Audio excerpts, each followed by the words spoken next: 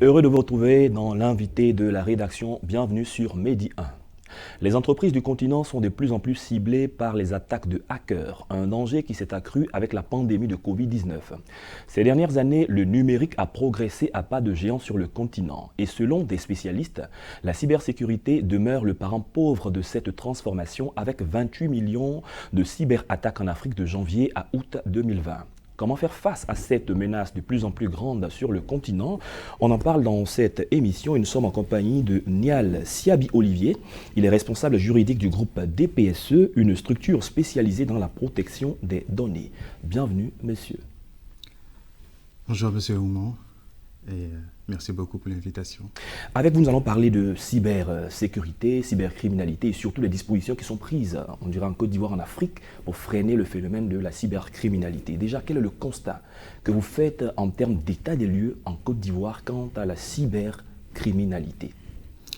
Alors, le premier constat porte essentiellement sur la connaissance du sujet et le retour d'expérience qu'on a au niveau du cabinet, notamment par rapport à cette question, c'est que cette question demeure virtuelle pour les gens. Vous pensez, il y a tellement de communication, tellement de sensibilisation sur le sujet?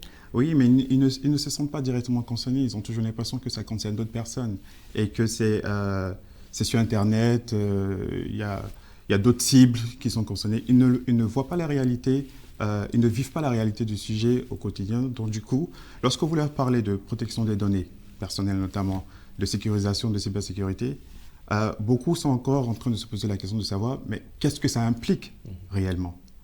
Et moi, à mon sens, la société civile, c'est pas encore réellement imprégnée du sujet de manière à poser des actes d'envergure qui vont attirer l'attention du grand public sur les réalités qui se jouent. Ça, c'est déjà le constat que je fais au niveau de la sensibilisation.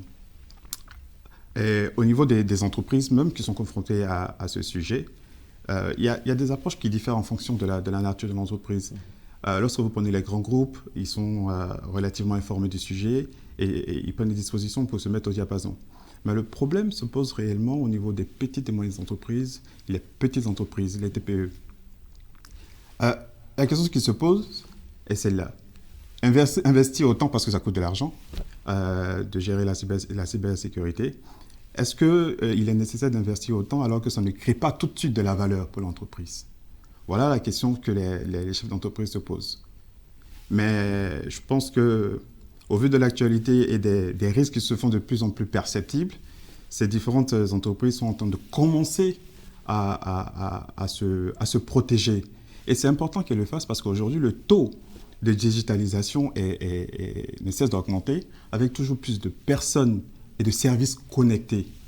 Et la Covid-19 est venue passer une couche dessus. On s'est tous un petit peu recroquevillés sur les services digitaux. Pour ne citer que cela, le paiement sans contact, le télétravail tout simplement. D'accord. Oui. Le ministre ivoirien de l'économie numérique, Roger Adom, a affirmé récemment que digitaliser sans protéger, c'est dangereux. La question que je voudrais poser, c'est de savoir, est-ce qu'on peut se digitaliser et puis omettre ou ne pas prendre les dispositions de se protéger? Malheureusement, oui, et on l'observe.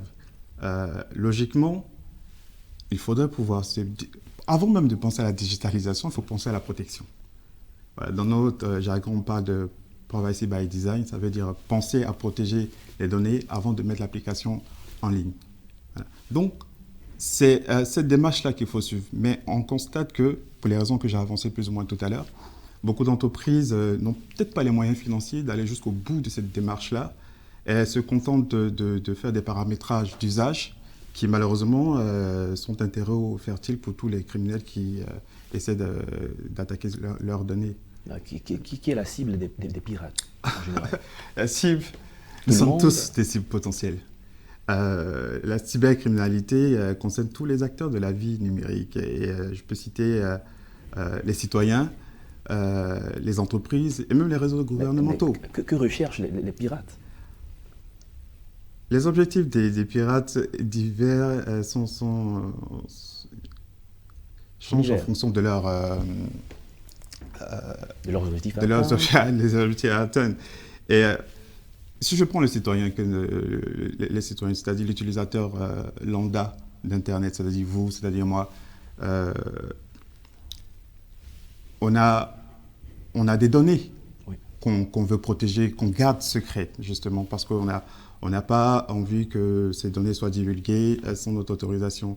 Et généralement, le cybercriminel est à la recherche de ces informations-là parce que ce sont des informations qu'on peut vendre déjà. Et pour la petite histoire, il y a beaucoup d'informations, beaucoup de données personnelles qui se retrouvent sur le dark web. Le dark web, c'est la face cachée d'Internet, comme on dit. Et là-bas, les données des personnes ont un coût. Donc, il y a un gain financier déjà, qui est le principal objectif des cybercriminels. Mais ça peut aller plus loin. Parce qu'il y a les cybercriminels qui attaquent des réseaux gouvernementaux, par exemple. On peut se demander qu'est-ce qui les motive. Généralement, ça peut être la recherche de la notoriété.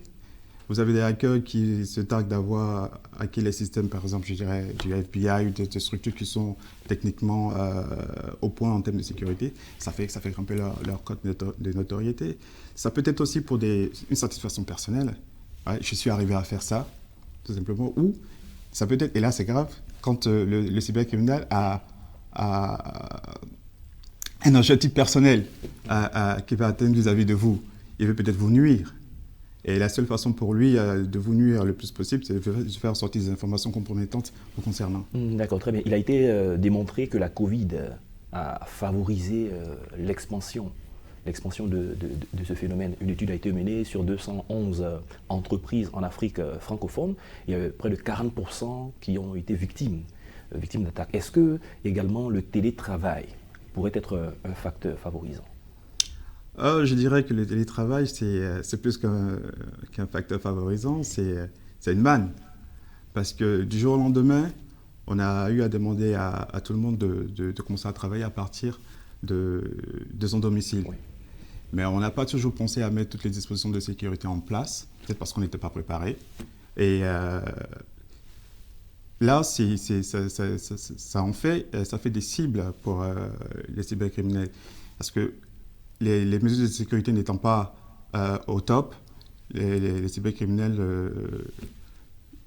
ont cette facilité-là pour entrer dans les systèmes, dans les infrastructures numériques et puis collecter les données dont ils ont besoin. Une étude a été également menée, je crois, sur 10 ans et révèle qu'il y a 20 milliards de francs CFA que l'État de Côte d'Ivoire a perdu du fait de ce phénomène. Nous sommes en train d'aller vers la fin de l'émission. On ne pourra pas tout dire ici, encore moins faire une formation sur la cybersécurité. Mais vous, en tant qu'expert, quels sont les quelques conseils que vous donnez à tous les usagers de la plateforme Internet? Comme j'ai coutume à le dire, la protection des données commence par soi-même. Il ne faut pas attendre de l'entreprise, de l'État, qu'ils mettent en place tout un dispositif si nous-mêmes, on ne prend pas soin de sécuriser nos informations. Généralement, le hacker profite des erreurs que nous faisons et du fait de la méconnaissance du sujet. Un exemple simple, il peut nous arriver de mettre des informations très importantes sur le cloud. Le cloud n'est pas forcément sécurisé. Et comme ce n'est pas sécurisé, c'est facile d'accès. Autre exemple tout aussi simple, vous envoyez des informations par mail, des informations qui sont sensibles, mais vous vous trompez des destinataires. Dernier exemple, si vous permettez. Comment rectifier ça si on se trompe des destinataires? C'est parti, c'est parti. Comme on dit, c'est parti, c'est parti. Je pense qu'il y a des moyens aujourd'hui pour rattraper, mais la plupart du temps, les gens ne se posent pas cette question-là. Une fois que c'est parti, on ne fait pas attention. Souvent, on ne sait même pas que c'est parti chez quelqu'un d'autre. Et là, ça devient difficile. Le dernier exemple que je voulais donner, et qui est très important, c'est ce qu'on appelle les techniques d'ingénierie sociale. L'hameçonnage ou le phishing. Les cybercriminels qui vous envoient des tonnes de mails et qui se font passer pour des entités légitimes et qui se cachent derrière pour vous soutirer des données personnelles. Vous ne savez pas, vous rentrez toutes ces informations, ils ont accès à ça et ils peuvent en faire ce qu'ils veulent. Donc, c'est vraiment déjà à chacun, en tant qu'individu, de se protéger à son niveau, d'avoir des mots de passe qui sont forts, pas la date de naissance qu'on peut retrouver tout de suite, des mots de passe complexes, caractère alphanumérique, ainsi de suite. Et il appartient aussi aux entreprises qui sont amenées à collecter les données des personnes, des individus, de prendre toutes les dispositions à leur niveau pour sécuriser ces informations-là.